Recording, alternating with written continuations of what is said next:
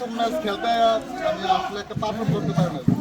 এরপরে প্রথম 2 ম্যাচ হারছি। তো আমার অন্য ডেটে আরো অনেক জায়গায় বড় বড় খেলা থাকে, কিন্তু আমি ওটা বাদ দিয়ে আমি এটাই খেলি। রাসেল ভাই আছে, পরে আরেকটা ওই যে বড় ভাই আছে, তাদেরকে ফাইনালে তুলবো এরকম চেষ্টা করছি আর কি। ইনশাল্লাহ কাজে দিচ্ছি।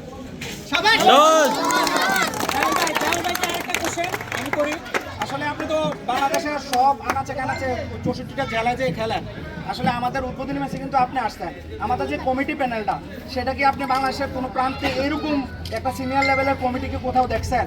বা এরকম আয়োজন, বা আয়োজনটা হয়তো আমরা এত করতে পারি না, কিন্তু আমাদের যে সিনিয়র লেভেলটা, যে সবাই দেখছেন এক ড্রেসে 25 জন সিনিয়র বড় ভাই আছে, এরকম একটা ড্রেস আপ কি কোথাও বাংলাদেশের দেখছেন? আসলে এটা কুমিল্লার লাগে সবচেয়ে সুন্দর একটা টুর্নামেন্ট হচ্ছে।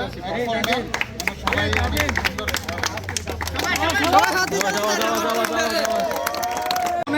146 রানের বিশাল টার্গেট জুড়ে যায়। জবাবে বানাসুয়া টাইগার্সের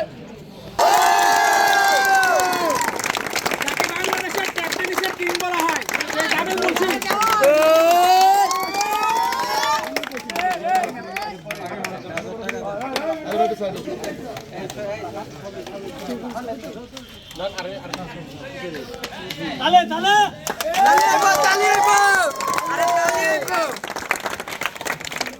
টুর্নামেন্টের সর্বোচ্চ রান সংগ্রাহকের জন্য ব্যবস্থা আছে পার্পেল ক্যাপ, যেটা আইপিএলেও দেওয়া হয়। আমাদের বানাসুয়া প্রিমিয়ার লিগেও সেই ব্যবস্থা রাখা হয়েছে। এই টুর্নামেন্টের সর্বোচ্চ রান সংগ্রাহক 312 রান, এই পর্যন্ত 312 রান সংগ্রহ করেছেন বাংলাদেশের ক্যাপ্টেনিসের কিং, সে জাবেল মুন্সি। সে জাবেল মুন্সির জন্য আরেকটি করতালি।